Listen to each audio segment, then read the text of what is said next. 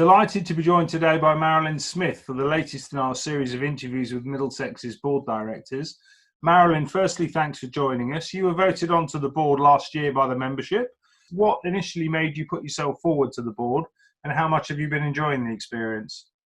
Well, I've always been involved in cricket administration, but years ago I was the chair of Middlesex, and I was involved in the WCA merger with the ECB. It was when we merged the Women's Association with the Men's. So I've always had a lot of background in doing cricket administration. And then I had a child, and my administration stopped. I just didn't have the time to carry on sitting on committees and things like that. And my time moved to doing the Colts and helping a child develop his cricket career.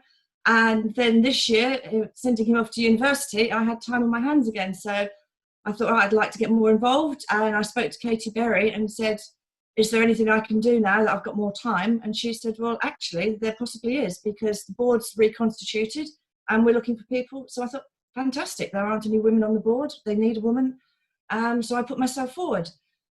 It has been challenging. It's a lot more involvement than I thought it would be. It's nothing like just turn up for a meeting once a month and that's that. There's a lot more goes on behind the scenes, particularly this year with the COVID. We've been having weekly meetings. There really is a lot more to do. And the other thing that's really struck me is the whole variety.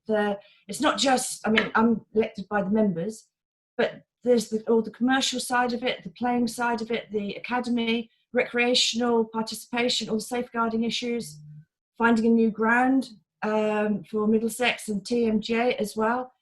It's just such a huge variety. I never realised that Middlesex encompassed so much. So it's been quite a steep learning curve. Hopefully I'm doing okay on it now. I feel a lot more settled within the board and I know what I'm doing. And yeah, it has been really challenging, but it's really worthwhile. And it's a real honour to be nominated. One of the main things that really struck me after that first meeting at Lord's, so many women actually came up to me in the bar afterwards to shake my hand and say, about time, we wanted a woman on the board, we've got a woman on the board, and good luck. And that really threw me, because I just didn't realise that there were so many women who kind of almost felt voiceless. So hopefully I'll be doing a good job. I'm enjoying it so far, but yes, it is very different to what I was expecting, but it's different in a good way. Excellent. Well, it's been a big challenge diversifying that board. You may well come on to talk about this later, but first up, I just want to talk about your background. You've got a background in the public sector. You specialise in planning. I think have done for over 2.5 decades. What skills has that allowed you to bring to the board? So I'm used to, yes, so I've worked in London boroughs, in Hillingdon, in Hounslow, and now I'm at Barking and Dagenham. Town planner by trade, so I'm used to negotiating with developers, lots of dealing with the public, sometimes complimentary, sometimes very angry. I'm used to sitting on committees at work with local politicians. So I'm used to having to negotiate, to balance things, to put everyone's needs into perspective. And I think that really helps on the board, just being able to see a vision, the wider picture, and to be able to look towards the future as well. As a planner, that's what we're always trying to do, get the right developments in the right places, try and make everyone happy. And I think bringing that, I've got a wide knowledge of London, the whole of Middlesex, through my planning work and colleagues all through all the London boroughs, but also from cricket as well. I think I've been to quite a lot of the cricket grounds in Middlesex, so I feel that I know the areas, I know the background. And yes, I haven't got the corporate background that a lot of my colleagues on the board have. I've got the public side of it, which I think is good, because it balances out the skills and experience on the board. Absolutely, that's important, Maz. You've got an enormous passion for the game. You mentioned that you've been to most of the cricket grounds in Middlesex. I'd imagine you've played at most of them. You've played over 100 games for MCC's women's side. I know you were a Middlesex women's player for well over a decade, were captain of the club for 3 of those years, long-term member of the club as well. It must be a really proud thing for you to be serving on that board. And you mentioned what a difficult time this is to be guiding the club through. It must be challenging, as you say, and you must be looking forward to getting through it and being able to genuinely focus on building the club moving forward? Yeah, and there have been a lot of challenges, particularly in COVID, and I've been really impressed by the way all of the staff who are working together. I mean, there have been huge challenges keeping the players fit and just knowing that, but also the work that you've been doing and Lorraine and all the others, to keeping the members involved, because for everyone it's been a very strange time. We are a club, we want to keep people together. All the phone calls you've been doing. In terms of the membership, it's been really hard, and I'm really impressed that the members have stayed members. They haven't decided to turn their back and say, I want my money back. Everyone's still involved. The initiatives that everyone's coming up with, I think there's a lot of things we've learnt during COVID about how to communicate with people, who our membership are, what we can do for them. So there have been some positives to bring out of this pretty bad situation. So I think there's a lot of work to do going forward.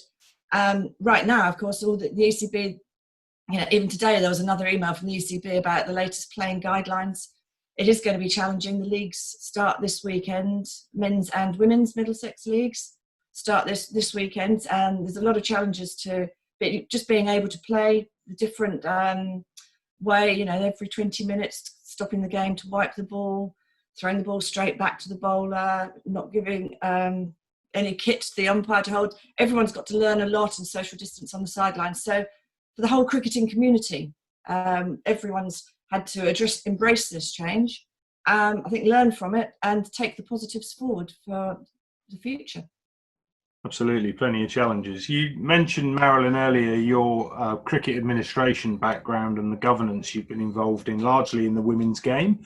I know you've obviously helped that merger many years ago with the Women's Cricket Association and the ECB, and worked closely to make that happen. The women's game is one area of cricket that has just evolved enormously, certainly in the time that you've been playing, and most recently, I guess, in the last few years, the time that you've been involved at the club. How excited are you, as someone with a genuine passion for women's cricket in the county, to have seen it evolve so far in what is a relatively short space of time, I guess? Yeah, it is. I mean, when I started, we were wearing our skirts and long socks, and women's clubs were women's clubs. We weren't part of a men's club. Women were very self-sufficient. Often it felt like we were treated as a joke. We'd be playing cricket at Argyle Avenue in Ealing, very visible, and cars would toot their horns as they went by, and a lot of people were unable to resist making comments about women playing cricket like it was a joke. I used to play for my men's team at work and get changed in the car, because there's no such things as men's and women's changing rooms. Cricket pavilions were for men. But yes, things changed with the merger. I mean, another example is when I played at county championships for Middlesex, the England players of the time were doing raffles to raise money for their airfare to represent England against New Zealand and Australia. I mean, now they're professional cricketers. But back in the day, they really were self-sufficient. So everything's moved a lot. A lot happened with the merger of the WCA and the ECB. And then a lot of clubs, women's clubs, then started merging with men's clubs. In Middlesex, that meant that Riverside merged with Twickenham. My club, Dukesmead, merged with Actonians. Gunnersbury merged with Finchley. So then you started building up, and then other clubs started really developing their own women's sides, like Hampstead and Ickenham, Harrow, St Mary's. So that's moved a lot. In terms of the performance side of it, that's moved at an incredible pace. We now have 3 professional women cricketers at Middlesex. I wouldn't have even imagined that when I started playing. So it really has moved apace. A lot's been done with the governance. The success of the professional teams has really helped. I remember I was there in 1993 when we won the World Cup at Lords. Still not allowed in the pavilion, of course, back in 1993. We were allowed on the pitch. But now we are allowed in the pavilion. We are allowed to be members. I was very proud to play in the first MCC game, and I've twice led MCC out on the main pitch at Lords. And unbelievable. When I was a child growing up and parents take me to Lords to watch the finals, I never ever dreamed that I could be playing cricket on that pitch. But women can now, which is amazing. I'd love to see a disabled game on the pitch. I'd love to see a lot more use of it. All cricket's developing. There's the disabilities cricket. What we hear about, we've got the MCCL and the Middlesex Women's Cricket League, but there's still lots of other cricket leagues which stay off the radar a little bit. I first started scoring, there was something called the Red Stripe League of all the Caribbean teams way back in the 80s. There's still leagues like that. There's a lot of disabilities cricket. Middlesex have an excellent coaching system, and the disabilities team who travel all over the world. So there's opportunities for all cricketers, and I think it's a really good setup now. And I've had such opportunity. I want more people to have that opportunity. Women and girls now are seen as proper cricketers. We're not a joke anymore. We can play just as much as the men can play, and I think. But there still needs to be more done. There still needs to be more done on diversity. There's a lot of schools just don't have cricket pitches. They don't. My son's school didn't have a blade of grass, but so the clubs have to work together. But there's so much more to be done in the inner London boroughs as well. Cricket is not so well established as it is out here in the west of the borough. We have to do more. And I think we have to do it at grassroots level, but we also have to bring more inclusion and diversity through to the governance. We've seen a lot of everyone must have seen the podcasts from people like Emily Rainford-Brent on Black Lives Matter. People are very passionate about getting involvement and getting diversity within cricket. Everyone loves cricket, but bring everyone together so everyone can have the same opportunities. Brilliant. Maz, in the last two interviews I've done with Richard Sykes and Eddie Villiers, they both talked about the subcommittees that they're chairs of. I know you are chair of the membership committee. You've been a long-term member, I mentioned, of Middlesex as a spectator and obviously a former player. As chair of that membership committee, what does that group get up to, and what have you collectively been working on since it was established? What we're trying to do, and sadly, but in a good way, we've had the opportunity during COVID to build a much better relationship with our members. We are a members club. We want to find out a lot more about what the members want, what they expect. So in that respect, a small working group of members has been set up by yourself. Again, I go back to my diversity point. I'd like to see more diversity on that group. That's one comment on it. But it's a start. We're trying to have much more relations with the members. We want to do things for them. Obviously, not everything can be done. It's a commercial club, but we want people to be more involved. We want to grow the membership, and we want to grow the membership to get more people in. We need to know what to offer them, what will attract more people to come to Middlesex. It is appreciated. A lot of the players or club players are playing on a Saturday and might think, oh, there's no point in me joining Middlesex because I'm playing, I can't go and watch them. So do we then have more midweek games which are more accessible? Different things. A family stand. Are there people who come to a ground and think, oh, there's too much alcohol being drunk, it's a bit rowdy? How about a family stand so the whole family can go? I remember loving it. My parents, when I was a young girl, being taken to Lord's, I thought it was fantastic. Getting more families involved, getting more communities involved, because, cricket is international. Everyone plays it. Why isn't our membership in Middlesex representative of the whole county?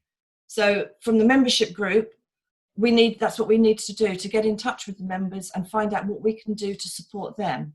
So we want a lot of interaction, and I think we've been doing a lot. I know your team have been doing a lot, telephoning a lot of the players, and some of the feedback you'll get.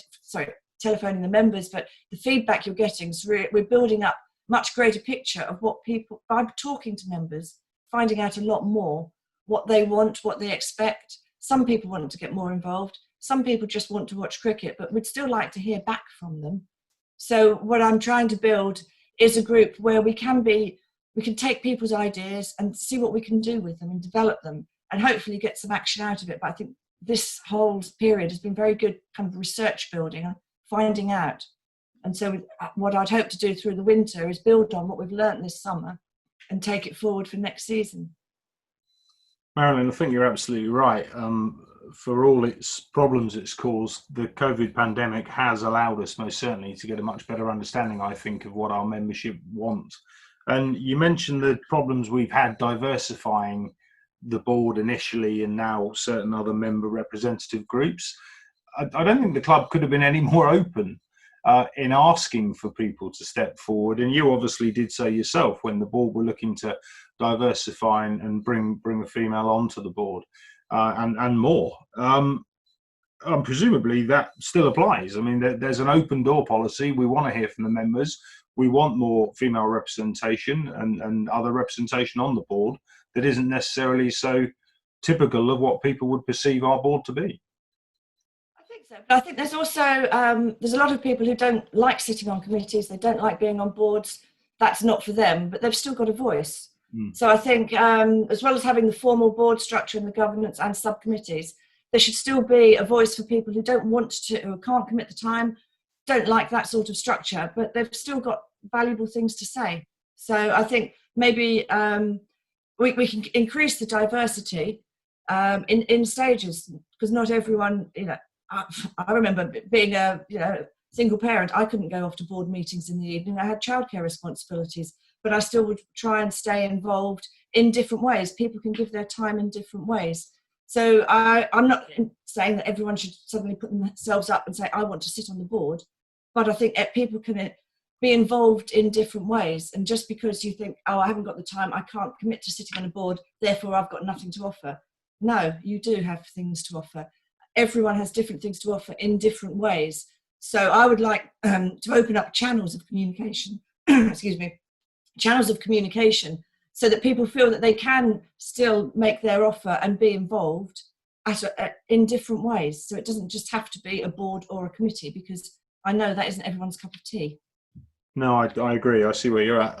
In terms of the membership committee that you sit as chair of, I mean, you've obviously got a lot of challenging issues to deal with. I mean, I know David Kendrick's club treasurer spoke at the AGM, albeit a virtual AGM, and advised members that wouldn't be any refunds this year.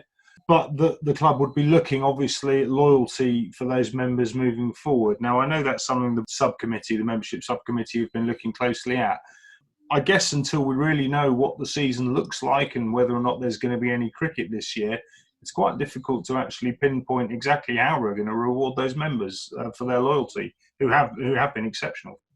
Yeah, absolutely. As you say, fingers crossed there may still be some spectator cricket towards the end of the season.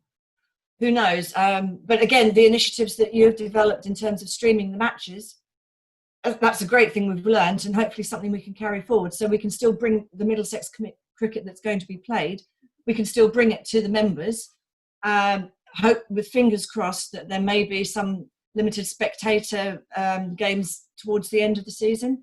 And then I think then there'd be time to reflect at the end of the season what the members went through this year and what we can offer. There may be different offers. I think we're going to be quite open to listening to what people would like, would they expect, and what can actually be done. As I said, we are still a commercial business. We can't ever forget the finances of it, but there's so many unknowns right now. I'd say let's see how the season pans out, and then we'll take the winter to evaluate and see what we can come up with. Again, if any people have any suggestions, bring them forward. We'd like to hear.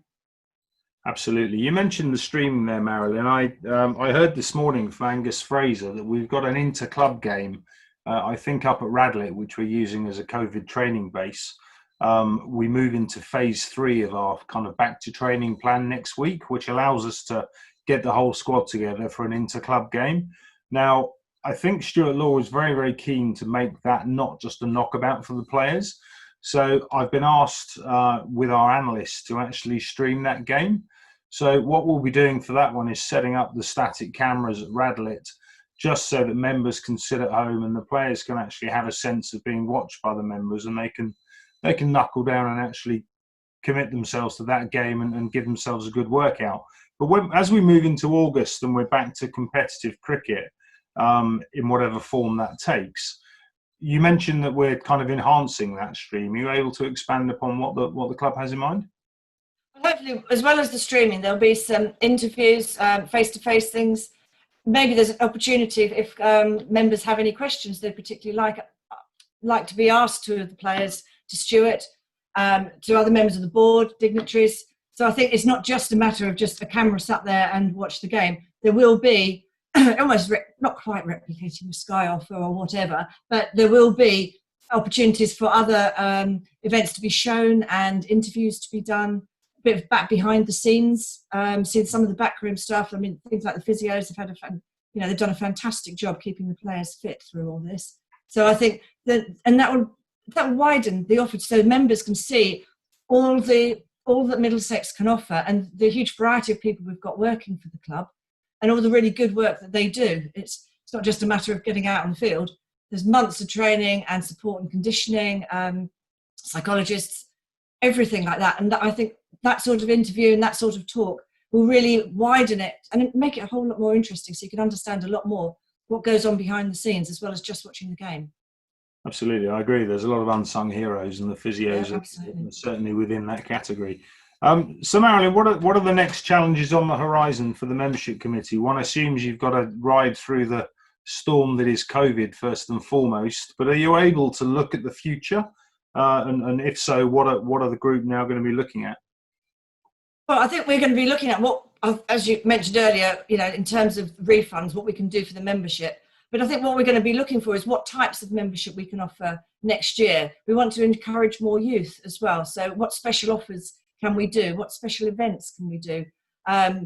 Offering different types of membership for different things, looking different categories of membership, but making it a whole load more interesting so we can get more people who want to become members, have a different range of memberships, have more on offer to try and increase the diversity. So I think that's our challenge. We're trying to keep the existing members happy. They've been members for years and we want to provide cricket for them and whatever else they want. And then we also want to increase our membership, not just through numbers, but specifically we want more youth to become involved, more women, more from ethnic minorities, from the whole communities and people with disabilities as well. We want to, what offer can we give them to, watching the game?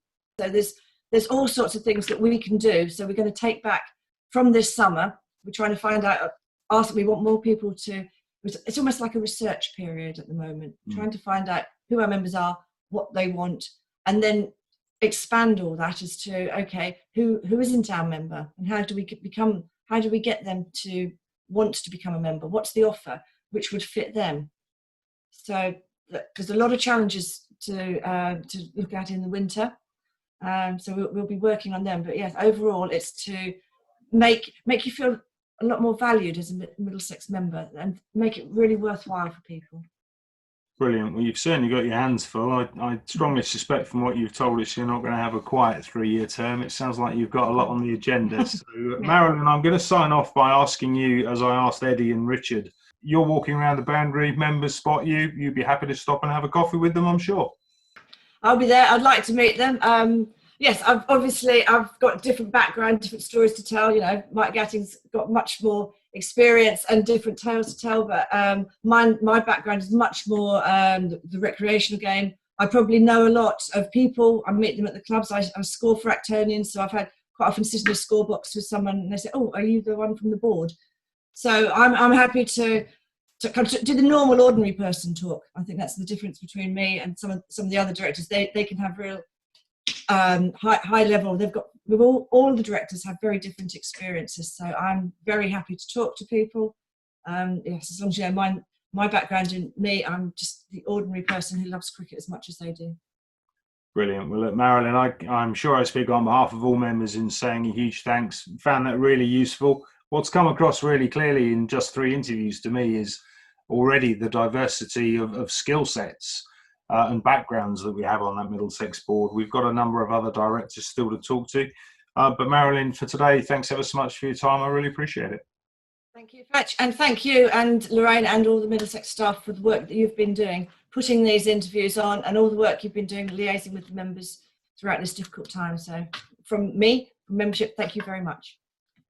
Thank you, Marilyn.